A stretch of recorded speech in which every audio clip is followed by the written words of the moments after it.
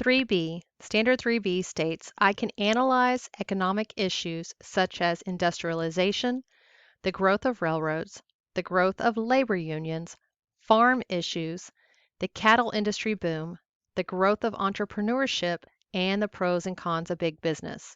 This is a very big standard. There are a lot of things that you have to know, and the state can test you on any one of these things. So you need to know that industrialization is basically the factory system, where you go from rural to urban and you start industrializing and building factories for people to work at. Next, you have the Transcontinental Railroad. And the way that this economic issue is basically we start the railroad in the East Coast and we go all the way across the Great Plains to the West Coast in California. And basically, the railroad allows us to transport goods and people across the Great Plains. So this way we can start growing and start westward expansion and closing the frontier. Labor unions basically develop because the working conditions that are in the factories, you have very low wages, very harsh conditions, long hours that people are working. And so basically labor unions emerge to help fight for better working conditions and pay for the workers.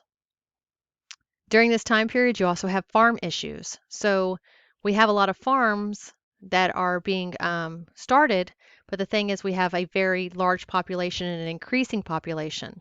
So to keep up with the needs of the growing population, farmers begin to produce mass amounts, and so we get some overproduction. And in order to keep up with producing these agricultural goods to give to the overpopulation, is we have to create new farming technology, and the new farming technology like the McCormick plow and the Stihl plow is very expensive. So farmers actually begin to go into debt trying to keep up with the technology, the expensive technology to keep up with the production of agriculture. So we start to develop some farm issues because the farmers can't keep up with being able to afford the technology, being able to produce the amount of food that needs to be produced for the amount of people, the influx of immigrants that are coming in. We also get a cattle industry boom. We create barbed wire, which is that fence that has the little spikes and stuff in it. So we're allowed to start putting cattle inside fences and keeping them kind of corralled in the fences before they go on to be slaughtered for steaks and hamburgers and meat products. Before this time period, we did not have refrigerated cars, and so either they would have to transport the cattle in actual railroad cars, or they would have to kind of get them across on foot from the East Coast to the West Coast or the Great Plains to the West Coast and vice versa. So we get refrigerated cars, so you're actually able to start butchering cattle, so that way we can transport it from the cattle cars to wherever it needs to go. So we have a cattle industry boom because we are able to keep them fenced in and basically butcher them to get onto the refrigerated cars to transport them to where they need to go.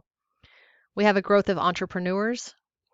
So basically, entrepreneurs are somebody that can think of a business and they have the capital, the money to be able to start the business to where they'll make a profit. So we have a growth of entrepreneurs, which means that they basically start a business, their business makes them a profit, and they begin to have wealth accumulated off of that business.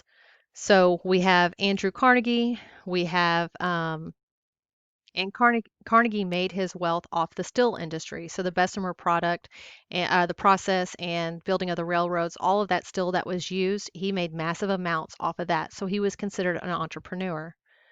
Also under this standard, you have big businesses. So you have the pros of big business, which are because you have big business, you have lower prices and you have more jobs. So as more businesses are developed, you have more jobs that are created for the influx of immigrants that are coming in. The cons with big business are, though, that you have monopolies. So the businesses lie within the hands of only a few people rather than having multiple businesses and having competition. We have monopolies that emerge.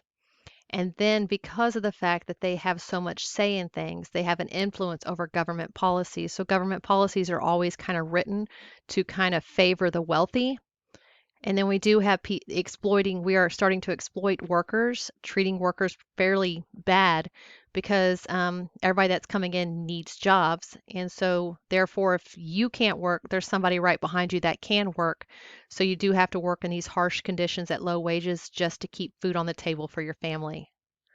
So the questions for this one, you had 3 questions. The first one was question 6. You have this cartoon that has a Standard Oil company that has these octopus arms that are coming out and kind of taking these smaller businesses. And it says, what is the main idea of this cartoon? Your answer choices are A, the Standard Oil Company was a harmful monopoly. B, the best way to develop major industries was to form proprietorships. C, government regulations were strangling the Standard Oil Company. D, foreign competition in the oil industry was hurting American companies. The correct answer for this question is A, the Standard Oil Company was a harmful monopoly.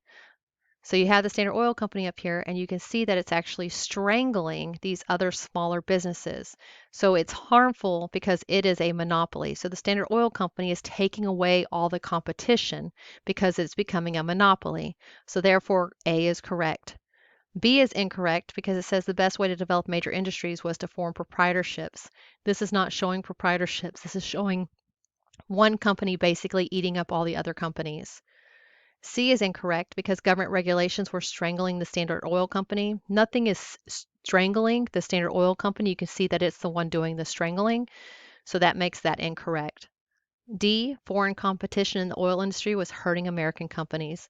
This picture does not have anything to do with foreign competition because foreign competition is outside the United States, and we are looking at what's inside the United States here.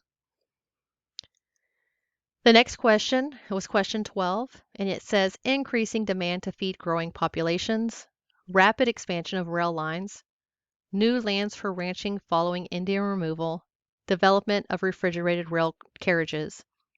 And you're looking for what goes here in the circle.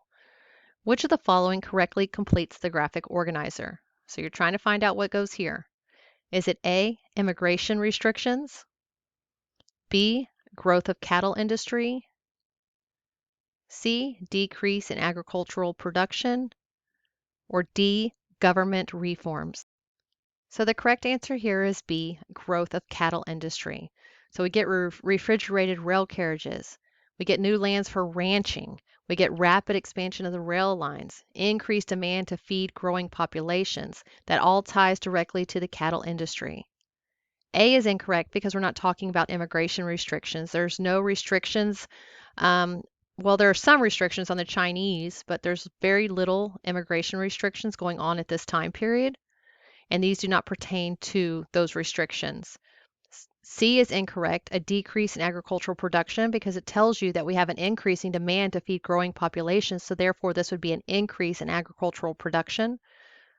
D is also incorrect because government reforms, there's no regulation during the Gilded Age, so government reforms are not happening. That does not happen until the Progressive Era. The next question was question 13. Which of the following occurred between 1865 and 1900 as a result of the rapid industrialization of the United States? So here you're trying to figure out what was a result of industrialization in the United States. So what happened as a result of rapid industrialization?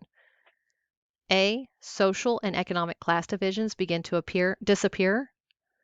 B, concerns about air pollution led to stricter environmental regulations. C, union membership increased as workers sought better pay and conditions. D, factory owners introduced wage equity policies for women in the workplace.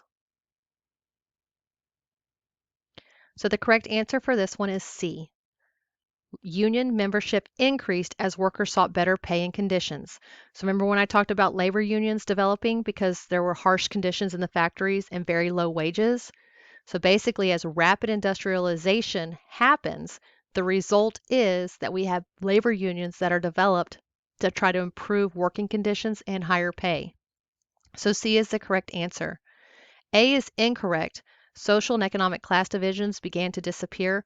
No, we have a very divided, you're either wealthy or you're poor during this time period. So they're not disappearing. They're very prevalent during this time period. B is incorrect. Concerns about air pollution led to stricter environmental regulations. There is no restrictions on air pollution during the Gilded Age. That does not happen until later on. So this is incorrect. D is incorrect because factory owners introduced wage equity policies for women in the workplace. Remember, there was harsh conditions, low wages. You're working a lot of hours, and so women, children, men, everybody was pretty much treated pretty poorly during this time period. So that makes this one incorrect.